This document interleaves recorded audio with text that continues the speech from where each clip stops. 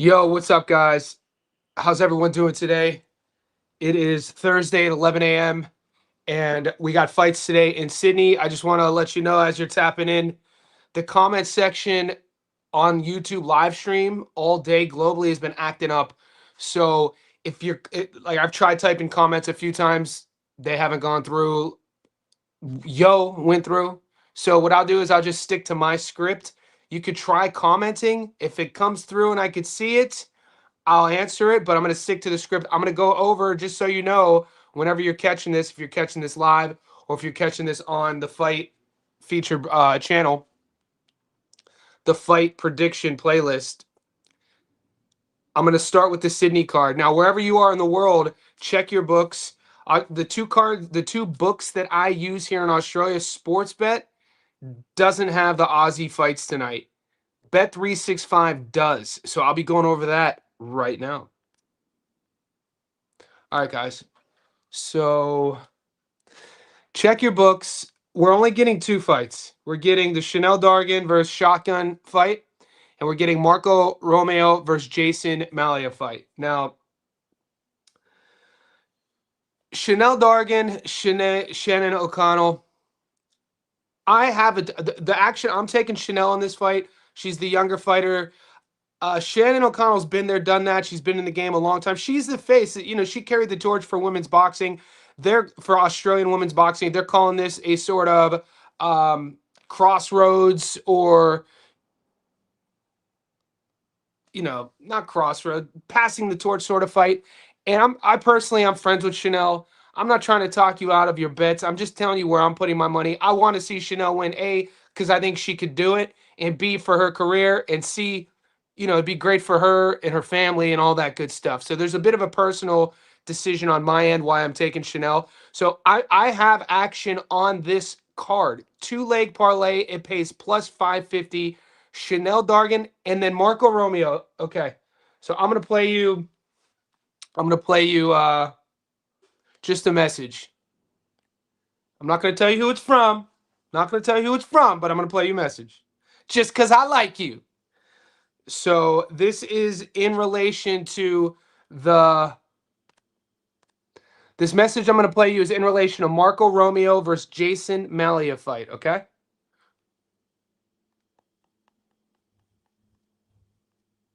This is from one of my guys who's a fighter, but I'm not going to tell you. But Romeo's coach is a ref judge. He's an R&J, and this is a bit more of a locally sort of, he does the matchmaking for the amateurs for this organization and stuff. So, yeah, you know what that means. So, That's all it says. And that's all I'm going to give you. And that was enough for me to take Romeo. So Romeo is a plus 275. So it's Australian domestic. I'm taking Romeo a plus 275. His father's a judge. The family's involved with matchmaking. He's the A side, but he's the dog. I'm leaning on my source. My source is a boxer, fights in Australia. So there you go. If you want action, that's my action. I got Dargan, two dogs, Dargan and Romeo, plus 550. And then we can move on. So PJ says Bet365 here in North Carolina. It has just the Dargan fight. So Chanel, I'll pull up Chanel. We'll talk a little bit about it.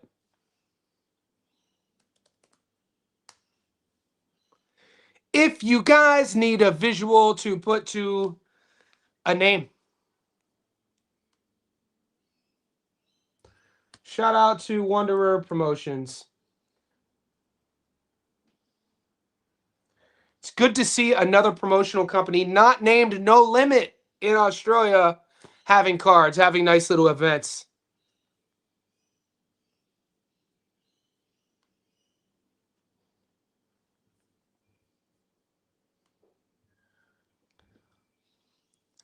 This is the card. It's at the Sydney Casino. I live right by there. I actually might go to this. The thing is, the card starts at 6. I have sparring at 5. Depending on how sparring goes, if it's an easy spar, I'll go. If not, I might just watch this at home. It'll be streaming live on Fight. I think it's what, Triller TV, or if you just go to Wanderer Promotions Instagram right here and you click here, click on that link.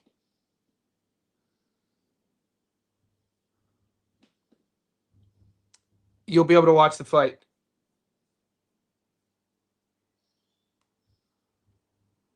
So that link just took me there.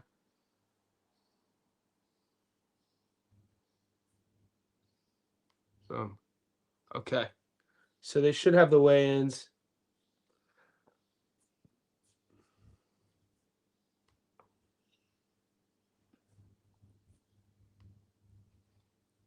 So this is Malia versus Romeo.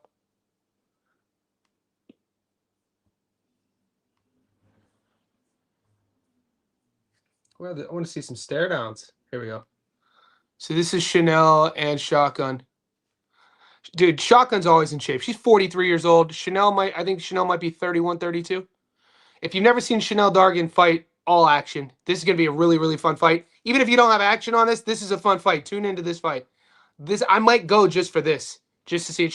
Shotgun O'Connell, she's a legend in female boxing here in Australia, and Chanel I think is next in line.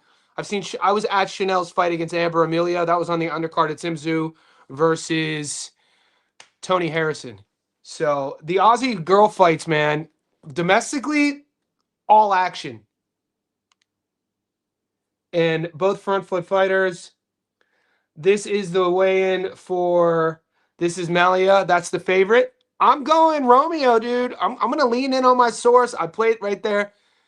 His father, matchmaking, the family be involved with matchmaking and judging. He's the A side, but he's the dog.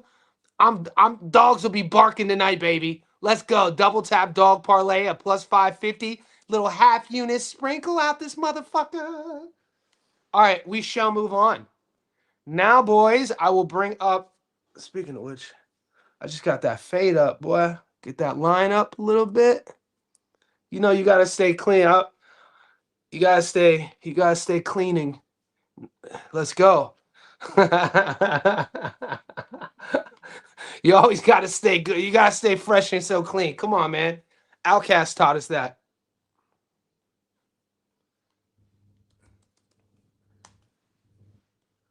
All right, so I'm going to pull up Sports Bet now.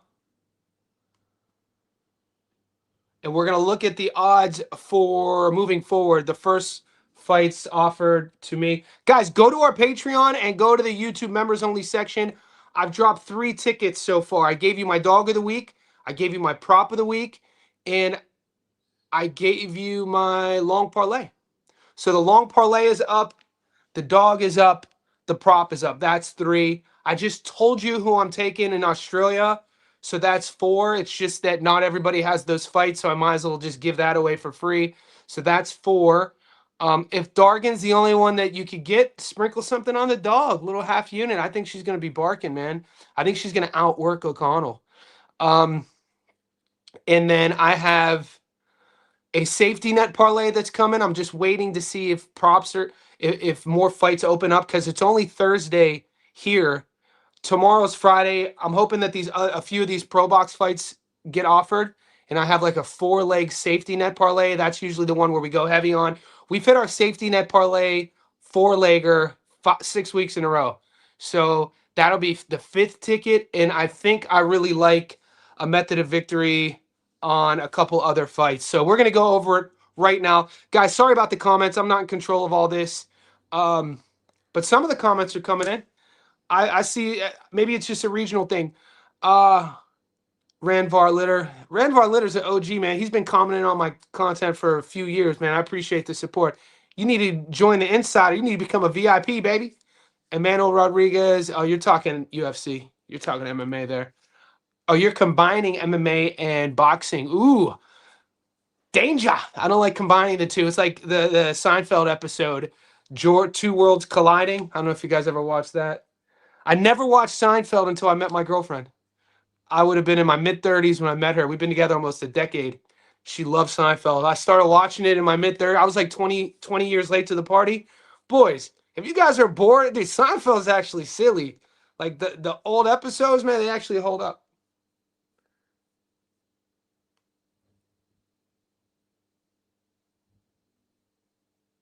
All right, kid. Here we go. So this is the book. Now I'm gonna go over this. Connor, Quinn, Jake, Dodd. You look at these fights and you're like, these got one guy has 6 fights, one guy has a little bit more than a handful. I'll show you what I mean.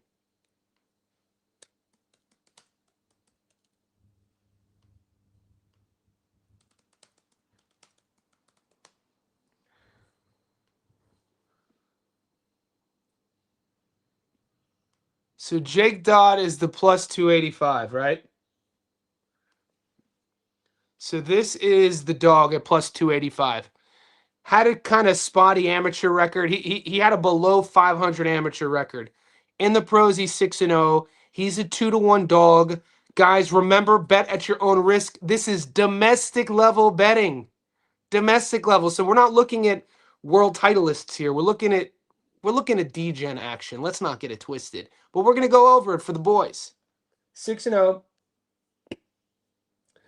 Connor Quinn, who's 10-1, he is the favorite.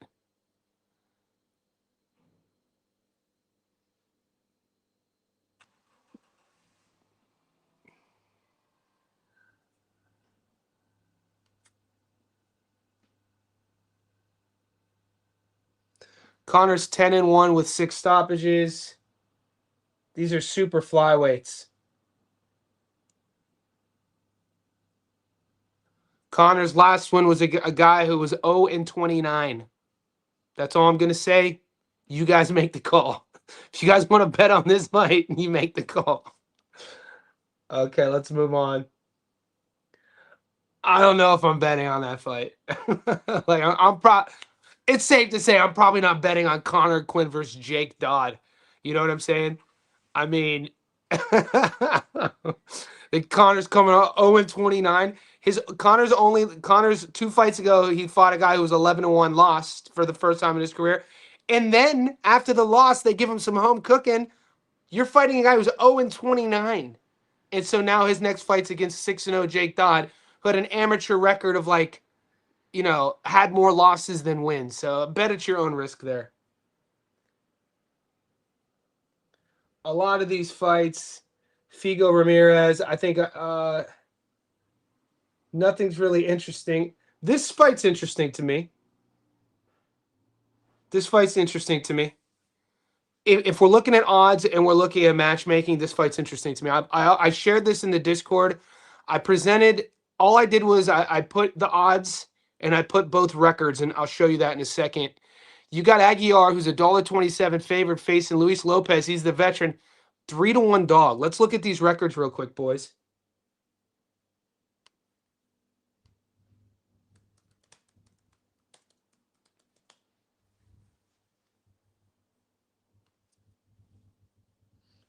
All right. So this is the 3-1 dog. Now, what pops off on the screen for you guys, for you educated boxing heads, like we all are? Guys, wherever you are, we're 15 minutes in. Even though the comments are suspicious, we're floating between 40 and 60 people in here. So like the video. I apologize if your comments, it's a YouTube bug that's going around globally in the live streams over the last 24 hours. They're having trouble with the comment section. But hey, we're here and our live stream is about the chat. So I'm going to stick to the script. Lopez is a 3-1 dog. Check your books. The one stat you have to pay attention to is that number 4. Why is that significant? He has 4 draws. We know these are B-side draws, right?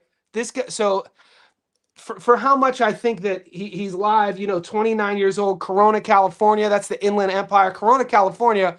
When I lived in Southern California, Long Beach, I think Corona would be called the 808. I think Corona's the 808. And it might be the IE. But tough people come from Corona. It's the high desert. You know what I'm saying? So they're 16-2, never been stopped. 4 draws. Whenever a guy has 4 draws, it screams to me he's the B-side all the time. It doesn't scream to me that he's, probably a lot of these fights probably should have went the other way. It's just sometimes on these promotions, if the B-side wins, they'll just call it a draw instead of letting the A-side lose, sort of thing. I'm presenting this to you guys to do your research. I couldn't find much tape. back-to-back draws. So he drew with Adrian Vargas, who was 15-0. Jesus Sriracha was 14-2. Beat Alan Sanchez, who was 23-5. Beat Resendez, who was 8-0. So I mean, it's not like he's fighting guys 0-29. You know what I'm saying? So when I'm starting to unpeel that onion and we're looking for like, hey, is this dog live? That's kind of my process. I look at the record. I look at obviously the win, loss, the draw. Has the guy been stopped? No. He has 4 draws. He's a B side all the time. And then you start looking at who he fights. Winning record, winning record, winning record, winning record. It's like this guy's freaking tough, dude. 29 years old. Let's see who he's fighting. Ruben Aguiar. Ruben Aguiar is 23-0 with 20 knockouts. We have to take a closer look at this record. He's 23-0 with 20 knockouts.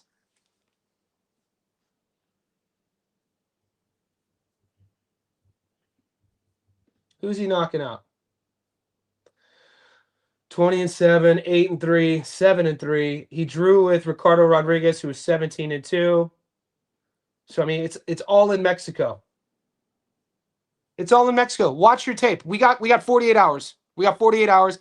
Just so you know, I have my eye on that one. If I do jump, if I do dog hunt, I'll let you know. Part of what I do, full transparency. I kind of let you know where my head's at on these fights. I think that, Lopez might be live here. I still have to find some tape, some recent tape, send some messages out, do your own research too, and we will move on. On to the next one. Booyakasha! Booyakasha! All right. We're grooving. We're grooving. What's up, boys? I appreciate the chat, man. I appreciate you guys. Wherever you're tapping in, just like this, subscribe. Make sure you check out my breakdown of Nav versus Sugar. That's going to be a fun firefight, an all-Mexican unified world title at 130. Let's go. In a perfect world, my boy Rafa would scoot up from 26 to 30 and then fight the winner of it. Like, dude, 126 and 130 has some sneaky, sneaky fun fights to make. Okay, so we were moving on. So now we're on Pro Box. We got Edward Vasquez versus Machuca. So Edward Vasquez, Texas fighter, solid guy. He's been in close fights, lost close fights. Some say he should have won, some that he should have lost. I think he has 3 losses. He got his ass beat from pillar to post the last time we saw him by Rafa Espinoza. So no shame in that. Rafa is one of my favorite champions.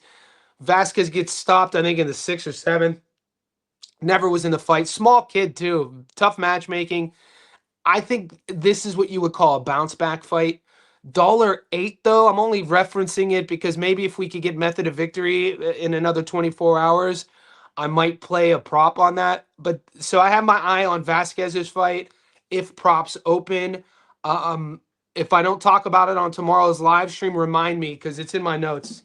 So what we're getting into the thick of it here. You know what I'm saying? We're always gonna find wins. This is like the nitty gritty, boys. Like whether it's a Pro Box card, obscure Sydney card at the casino down the street from my house, we gonna leave here with something. Q Denzel, I'm leaving here with something. So we got about 6 hours before the Sydney fights, and then another 48 hours before these fights. So I'm waiting for an Edward Vasquez prop.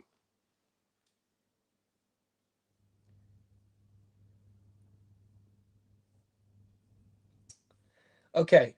People have been messaging me about Ben Fail and Mason Cartwright. Now, once again, the odds on this on the money line, $1.28, 20% on 100 will hype up a parlay.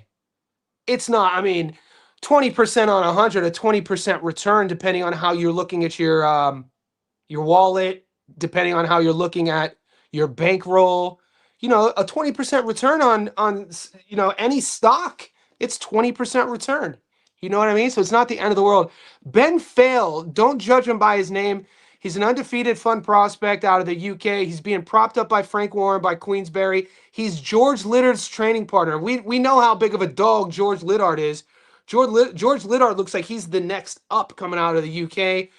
He just won a 50-50 fight in which I bet against him, and he looked freaking amazing. I think he has that one of my favorite optically belts. One of my favorite, like what the belt looks like aesthetically, is that Commonwealth belt.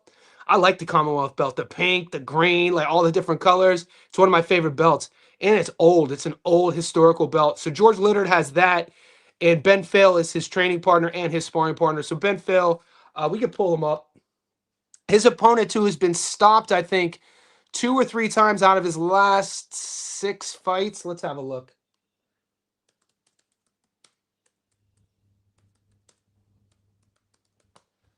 But you know the internet's nuts. They see a kid, a boxer with the last name Fail, and be like, "What the hell? You couldn't have changed that last name?"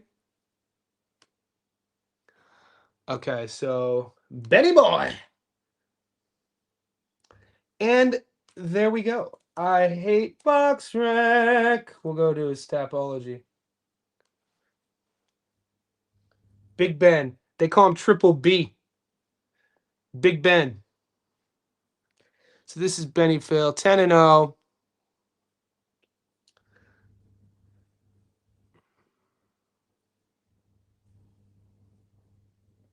He's fighting Mason Cartwright.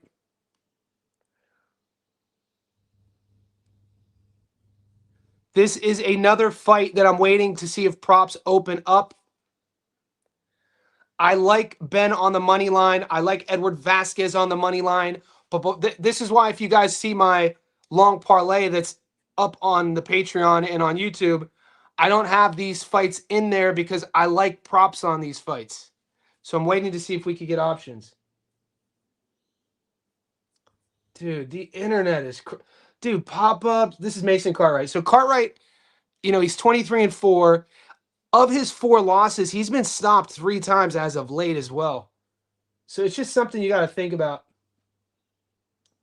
He's on a 4-fight winning streak. He put himself back into, so Troy Williamson, he got stopped against Antwi. He got stopped against Danny Bell. He got stopped against Darren Tetley. He went the decision with he went the distance with Troy Williamson. So as of late, he's shown better, Nick, as of late. But I think that, sometimes with the matchmaking, because he's won 4 in a row, and people think that Ben Fail can make a run at one of these sort of like domestic titles, his opponent going the distance with Troy Williamson and that being his last loss, and Troy Williamson having just beaten Callum Simpson, sometimes you could use the matchmaking could sometimes be made in that, hey, let's put him up against this guy. Let's see where he's at. Mason did all right against this guy, and Troy's been in there with world champion. Troy fought Josh Kelly. So that's kind of where I'm at with this fight. I'm just waiting for props to open up. We're going to move on. We shall move on. We shall move on. So I do like Luke McCormick here. The odds are shit. But I gave, I think, a 6-leg long parlay that's plus money. So it might be 8 legs. It's plus money, though. That's all that we care about. I'm not going to give you any tickets that aren't plus money unless it's like a $1.90 prop and we're getting a 90% return. So I'm hoping that we get a prop on the Ben Fail fight. I'm hoping we get a prop on the Edward Vasquez fight as well.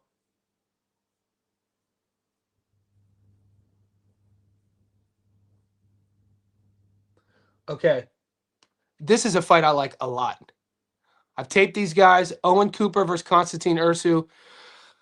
Mate, I like Konstantin Ursu, man. So I like his how he fights. And I like how big he is. Both guys are in their mid-20s. Both guys are kind of on the cusp of their physical prime. It should be close. I think Konstantin, those physicality, size, and power is going to start pulling him away. So neither guy has like a high knockout to win ratio.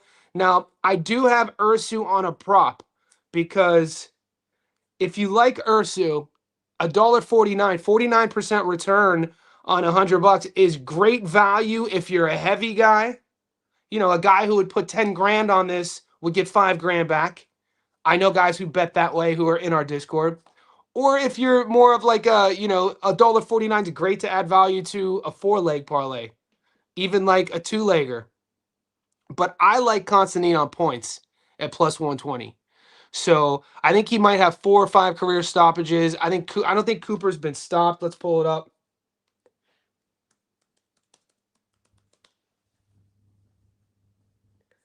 I hate box rec. I hate box rec. Yes, I do. Yes, I do. I'm not gonna sign into box rec. Constantine Suit Tapology. Constantine Suit Tapology.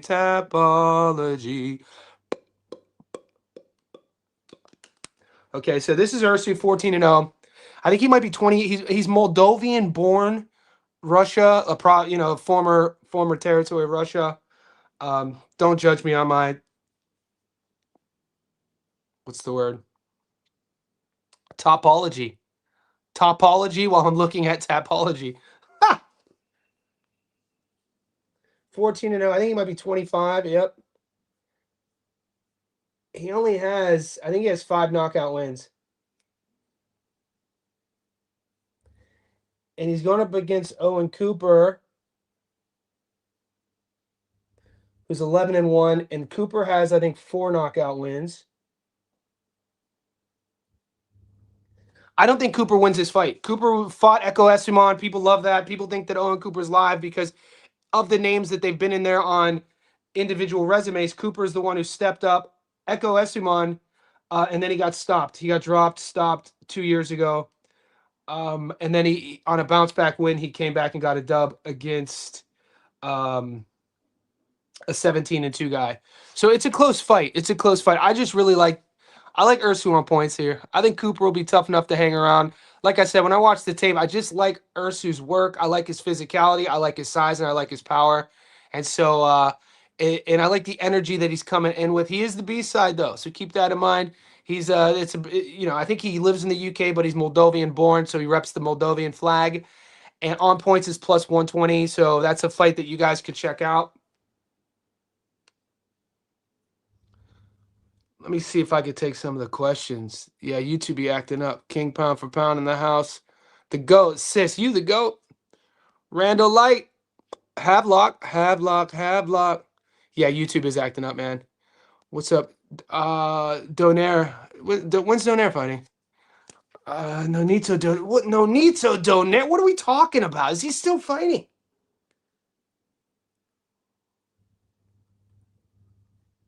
Surely he's not fighting still. Surely you can't be serious. Of course I'm serious. And don't call me Surely. He's fighting. Rico Masuda. March 15th. All right, that's my mom's birthday. Happy birthday, Rosie. My little rosebud. Mama Rose. Her birthday is March 15th. Makes me happy. So, hey, thanks for bringing up the Donaire fight, because then that Donaire fight led us into a preempted early birthday love. Shout out to the Rose. Okay, Kiza, you think he stops him? The reason why I'm hesitant on taking, and I know you're in the UK, Kiza, the reason why I'm hesitant, I have gun shy. I kind of have PTSD on taking UK fighters by stoppage. That's it. You know what I'm saying? So I'm not pushing back. So our common ground is we both agree that Ursu gets the dub. So, and guys, if you're new to the game, people can tell you that it's easy. Dude, I mean, the levels of difficulty of winning on betting get harder and harder once you get past the odds, meaning that like the odds big favorite, all right, it's not, you don't have to be a genius to say that the big favorite might win 80% of the time. But then even if you have the big favorite, and in this case he's not a big favorite, it's kind of a coin flip, but even if you have a big favorite, you got to pick the method of victory. That's when it gets tricky. So there's a lot of factors that lead into this. And it's not just styles. It's like, where's the fight taking place? Who's the A side? Who's the ref? But historically, UK refs do have a history at least in the last 24 months, 2 years, of stopping stuff early on the feet. They'll just break a fight up. Um, but stylistically, you don't see a lot of high knockouts in the UK. Like look at the records on BoxRec. So what I'm doing is I'm leaning on the fact that even though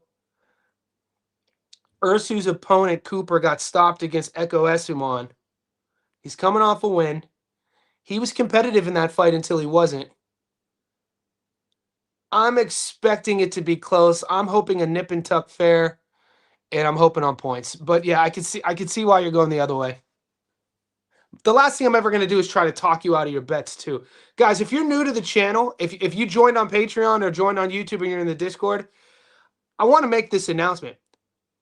The most disrespectful thing you could ever say to me is minimize everything I do by just saying all I want to see is your bet slips. Because I had a guy message me in the Discord. I don't care about that. I don't care. I just want to see who you're taking. I almost want to be like, bitch, I only charged $6-7. You just got banned. I'm not doing it to sell my tit. This is the love of the game, dude. You know what I'm saying? I guess I never had somebody just totally deduce all of my effort and hard work into just saying I don't care about that. Duh. So if you're here just for that, dude, see your punk ass to the dope. Let's move on. Okay, here we go.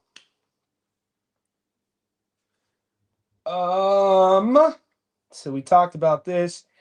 I think the Ursu fight is going to be a competitive fight. I think of the weekend, if you're a boxing head, the Ursu versus Cooper fight is going to be a fun fight. I mean, and this is I guess a testament to us, our group, and whoever's tapping in is like, I don't know if there's many other. I know Gary's talking about this 3D. If you're not following 3D, go give my man a follow. But I don't know if there's many other channels on Earth that are excited about Ursu versus Cooper in terms of like boxing groups breaking down fights. Like we will break. It's not just Ryan Garcia versus Mario Barrios around here. We do all the fights, dude. And that's what I mean by the love of the game. And even if you got like, even before I met you guys and I was streaming last July, I'm not even a year in. That's why it's exciting because we're growing. Wait till you see this fiasco in like 4 years. You know what I'm saying? We're not even a year in. And so it's interesting. Like I'm excited to see Ursu and Cooper, just as I was excited to see Garcia and Barrios, just as I was excited to see Bud versus Canelo, just as I'm excited tonight to see Dargan versus Shotgun. I mean, I get to this. This is what I do.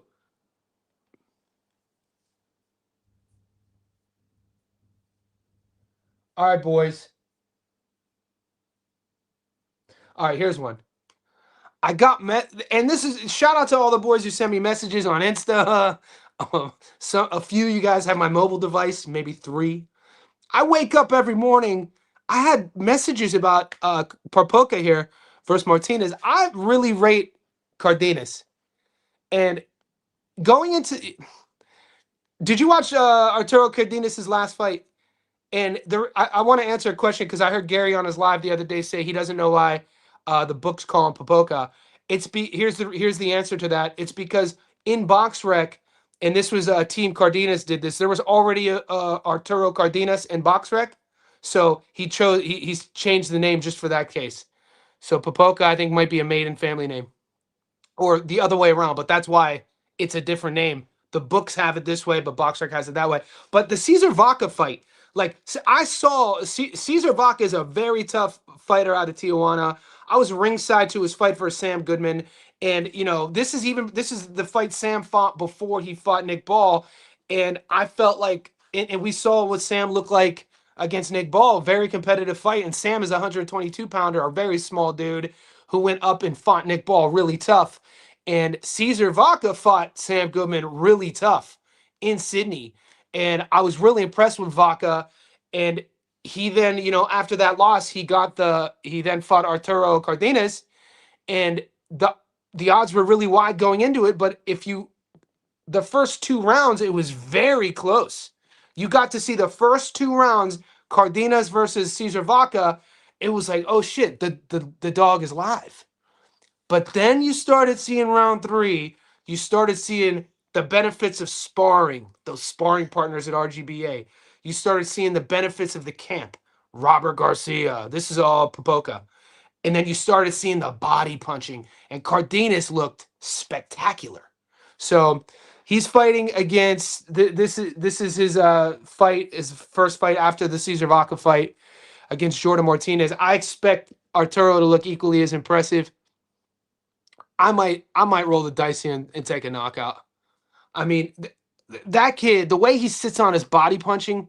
I mean, when we're looking at prop bets worth a sprinkle and value playing, plus 225 Arturo by knockout. I mean, let's see if this is a 10 rounder.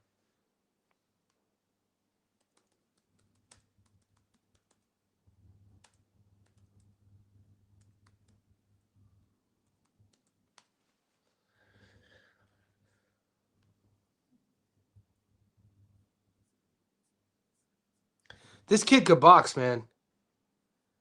Like I rate him. I think he's one. I mean, everybody loves Chop Chop in the RGBA camp regarding prospects, man. I think this dude.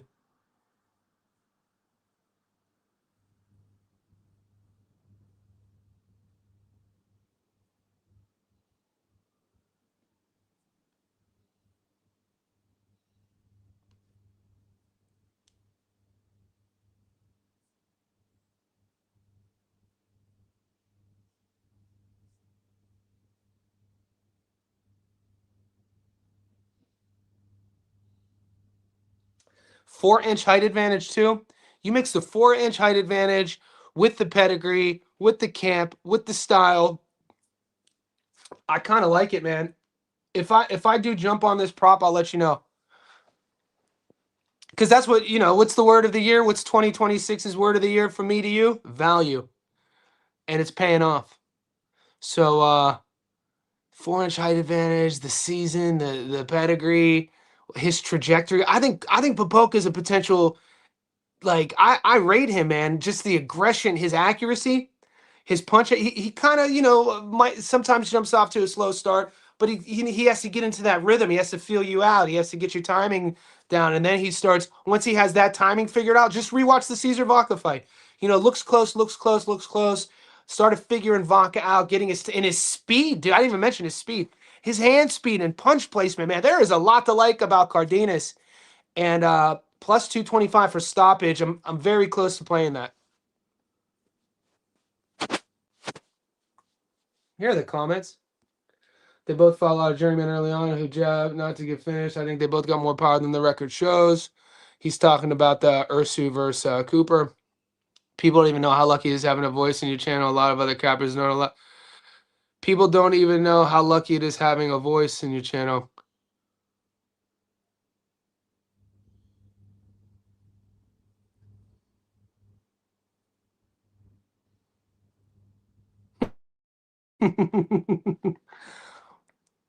Look, man. I think I grow this as a community, man. Gatsville. It's my whole objective from jump was creating a community of like-minded people like myself who love boxing. So I feel that your voice is equally as important as my voice, and I learn just as much from you boys. I do, man. Like so, I didn't know that. I don't. The only other, like I told you, I watch Gary 3D boxing. I watch Joe Stunner boxing. I watch Paulie Malignaggi and Tommy Ranon. So and you guys have seen all 4 on my channel. The only guys I watch, I bring on my channel. Other than that, man, it's all us. We're trying to, we put our. I don't got an energy for all the other stuff. I didn't know that they don't. A lot of other they don't allow voices. So they don't answer. They don't talk to their community. Is that what you're saying? Fast car in the house. PJ in the house. PJ's fast car. GK in the house. Moten, Vargas, Smalls, Moneyline. Yeah. What am I tripping on, Abel Ramos?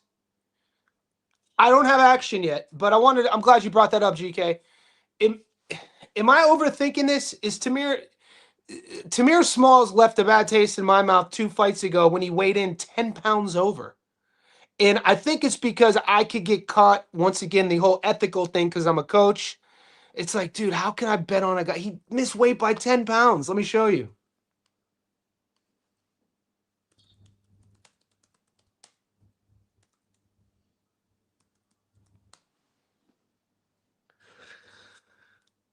But he's a tough Philly guy. Abel, when you look at their resumes too, man, like there isn't a lot on Tamir Smalls's career. Okay, so Tamir's 16-0 from the Illadel.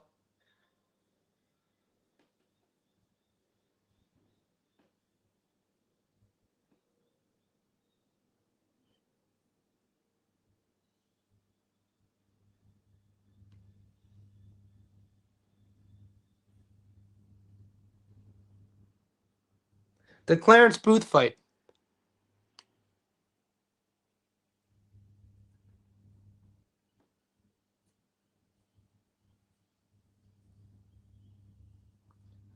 Somebody should go to prison for allowing this fight. I'm all about sending people to prison. somebody, somebody should go to prison for allowing this fight to take place. Look, so Tamir Smalls fights Clarence Booth 2 fights ago. Tamir Smalls stops Clarence Booth in the second round. Let me show you something. Clarence Booth weighed in at 148 pounds. The fight was supposed to be at that weight. Tamir weighs in at 158. A 10-pound 158. I brought this up the other day on my live stream. People call bullshit. I was like, dude, look, stats don't lie. I remember watching this fight. And so, look, I'm only bringing that up because it's like, why do you miss weight by 10 pounds, dude? Is it a discipline issue? I mean, you're going to be in there with Abel Ramos, a legit world level pro. You better be disciplined.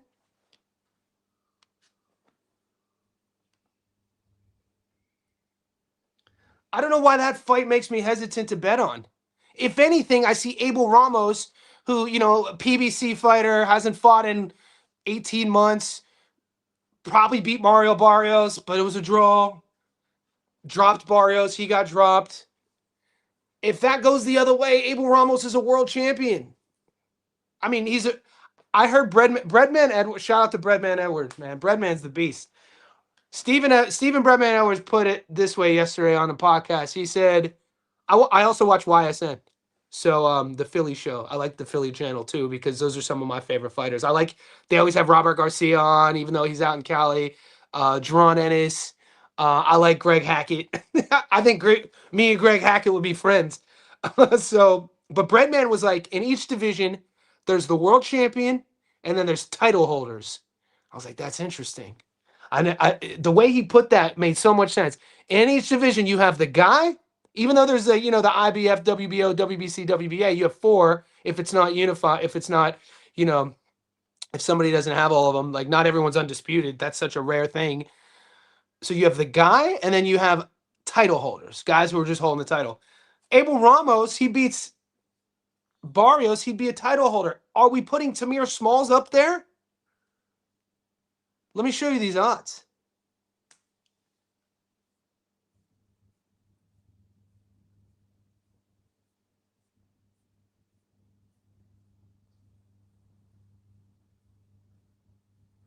We got a lot to talk about because we got the Elijah Pierce fight. Okay, so these 3 fights right here. Don't be scared. There's money. Circle these 3. There's money in these 3 fights. Last night, Abel Ramos on my book was $5.40. He's down to $4.20, meaning that you put 100 on Abel, you get your money back plus 320. It's not like Tamir Smalls has knockout power. It's not like he's massive for the division. It's not like he has world-class speed. He has a good jab, but Ramos has a good jab. Ramos is, I think, 33, 34 years old. Tamir's 26. So if anything, Ramos is on the back end of his prime, of physicality prime. Tamir's entering his physical prime. Ramos is on the twilight of his career. Smalls is hitting the trajectory of his career. So There, man, I'm not. I think we would be ill advised to overlook Abel in this fight. If anything, once again, value play. I mean, uh, maybe I sprinkle something on Abel on the down low, and if it doesn't, he doesn't come through. I tell you, I didn't bet on him. But then if he does it, I'm like, surprise, we hit. So like, I'm not lying to you guys. I think those odds are wrong. I think those odds are wrong. What are the boys saying?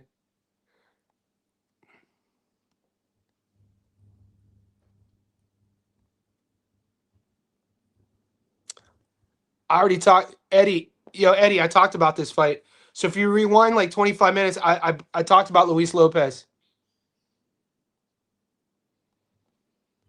Ah, I love when this happens. I love when we got some insider. So Tommy says I did knock out for Arturo.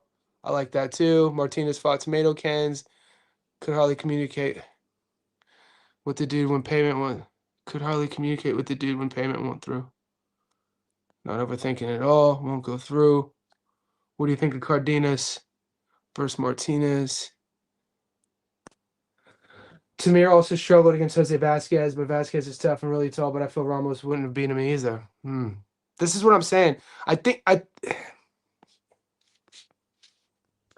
Johnny, have you ever thought about maybe having the community do Zoom calls occasionally discuss the fights through audio? Just as wanting to be met.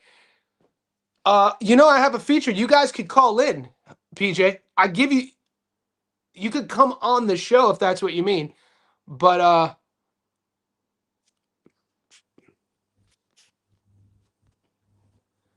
Jean Pablo, I'd be betting with my heart. I have to stay away from that. 10 pounds, no respect for that. Yeah.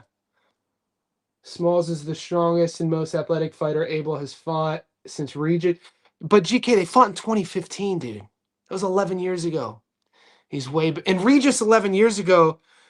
People forget Regis was an X factor because of his athleticism. Beating Vasquez, who Hackett lost to, is impressive to me. I'm sprinkling. Look, we're only going through these fights to kind of so you guys understand how I'm looking at it. You don't have to like the action's your action, by the way. As long as you own up to your own stuff, that we're all good. That plus money too good. I know, man. Plus money is wild. And I don't think his Abel. We'll see some props in a second. In terms of risk reward, it's better to bet on Abel. Yeah, I mean, we've seen him win as a big dog before. Tamir, you're risking a lot in your parlay. I agree. I'm just not sold on Tamir Smalls, man. I think Abel Ramos is a legit world level pro. He is. So let's see if we're getting.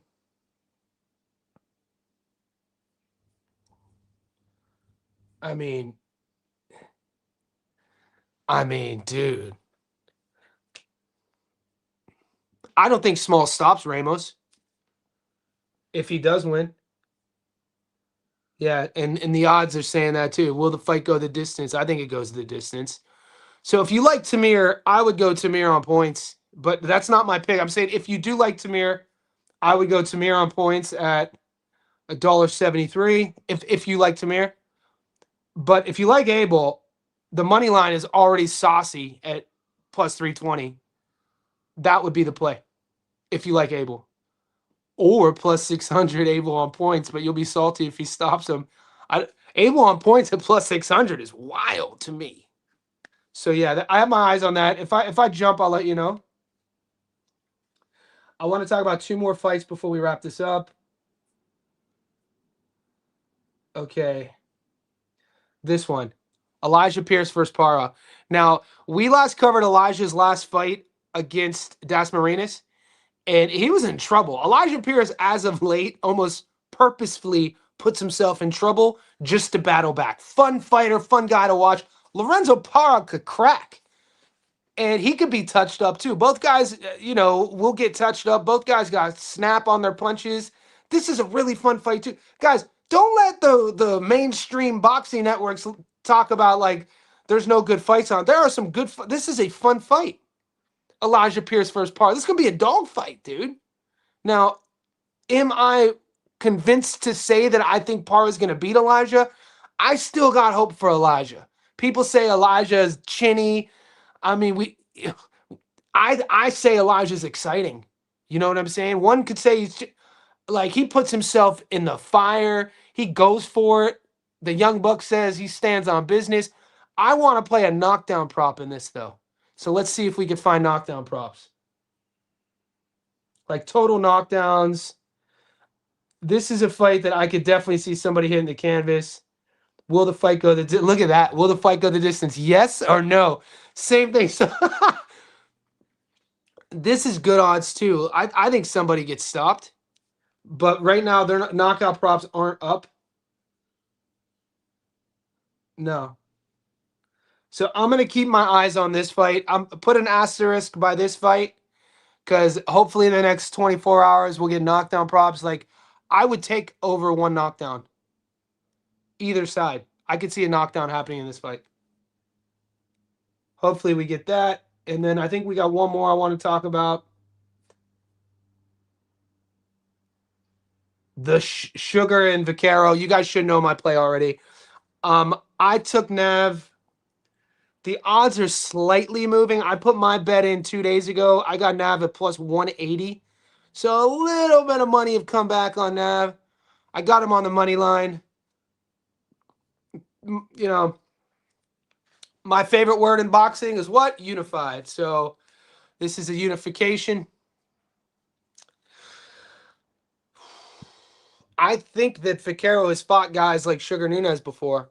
That style, that front foot style, that pressure forward. He can. I mean, Vaquero can handle pressure. He has the power to keep him off of him too. I like Vaquero on the money line.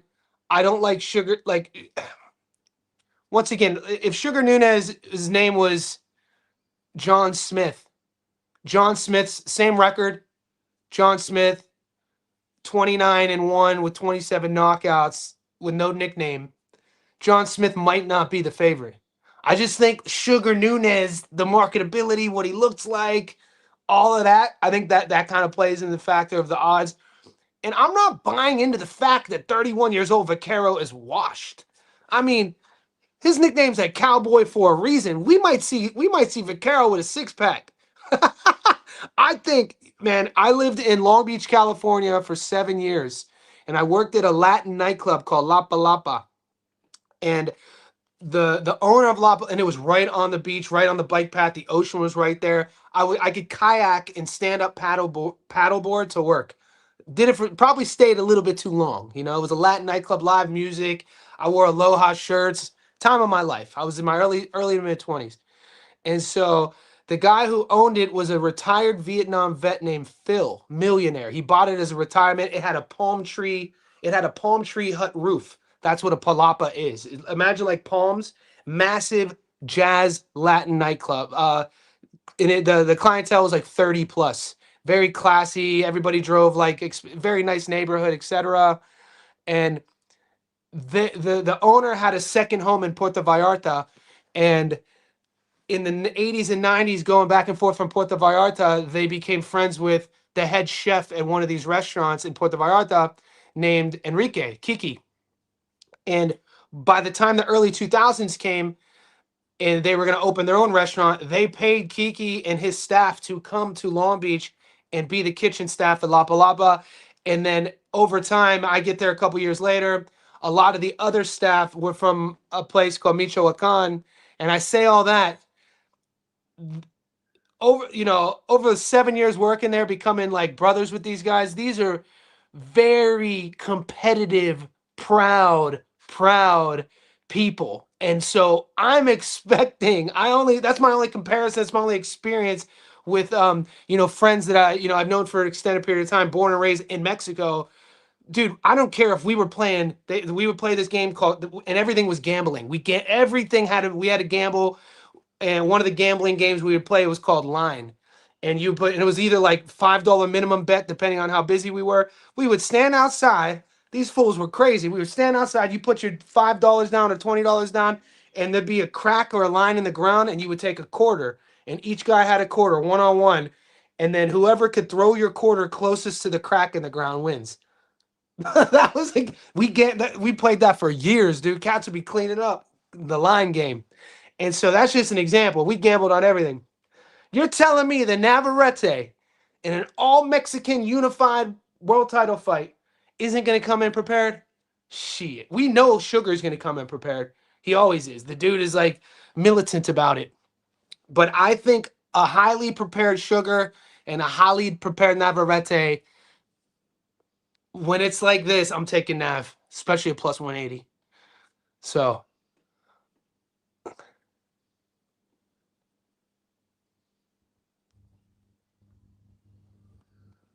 it's coming. I haven't posted it yet. The safety net this week I haven't posted yet. I'm waiting for the morning to see if I get a couple other fights, but it's coming.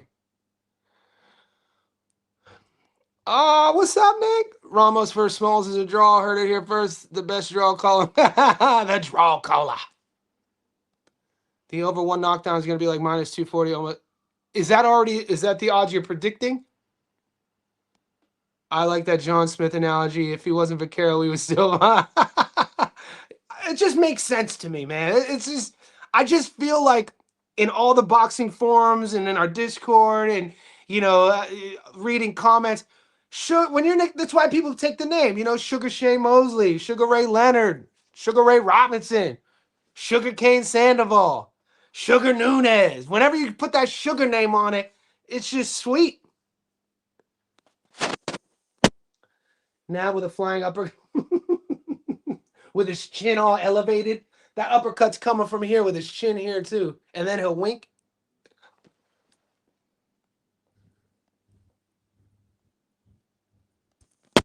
I think Nav will do Sugar similar to Valdez in the second fight. Ooh, I hope that. Yeah, it was popping, man. It was awesome.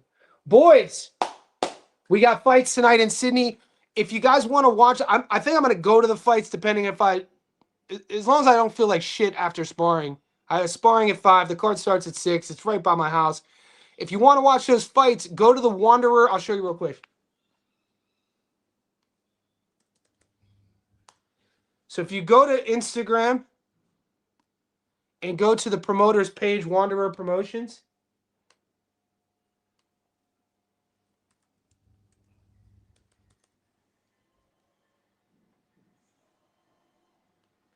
Now, Wanderer Promotions has the link here. And they say it's free, but I'll believe it when I see it. So you click on the link, and then this is it. Let me move my big ass head. Okay, so it starts in 5 hours. The link is on Instagram at Wanderer Promotions. February 20th, 5 p.m. Sign up to watch, and it's supposed to be free. Let's see what happens when we go sign up to watch. Okay, so Triller TV, sign in, etc. So yeah, watch, and then I might go live tonight. If I don't go to the fights, a margarita sounds good. So I was thinking, I've been craving margaritas for like a year. I haven't had a nice home. So at Lapa Lapa, I was a bartender, and it was a Latin place. So I had to make margaritas, mojitos, from scratch too. For the mojitos, I used to have to get a tin, and we specialize in them. Fresh mints, pluck the mints, cut the lime in half, muddle the mint with the lime, ice, splash of simple syrup that is basically sugar water boiled, and then you chill it, and then silver blanco rum, so like a 2.5 pour. Shake the shit out of it. Pour it in a big glass, and then top it with Sprite. But then my margaritas were my favorite. So I would do the liquor order, and I was a savage. There was a tequila called Corzo, Corzo, and it had like a tall rectangular bottle like this, and it would be like, dude, Corzo is expensive. I would order that shit just so I could drink. I would drink. That was that was the tequila I would drink on shift, and so fill up the ice shake, the metal ice shaker. I'd put like probably 2 shots of the Corzo in there, a little bit of the simple syrup, squeeze fresh lime in there, a splash of sours, shake it up, and then I would top it with some Grand Marnier. Call that a Cadillac. I might do that.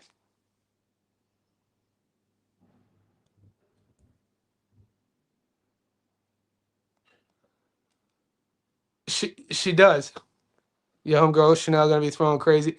Chanel, dude, half unit Chanel, half unit tonight. Um,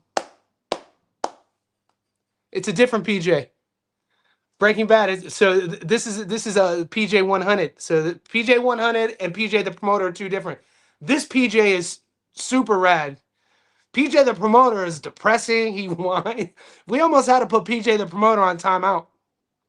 He's just a negative Nancy.